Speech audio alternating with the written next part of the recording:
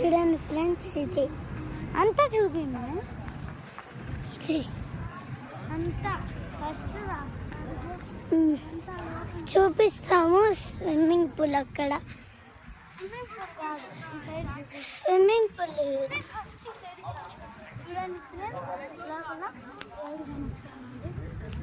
దేవుని గణేస్తాడు.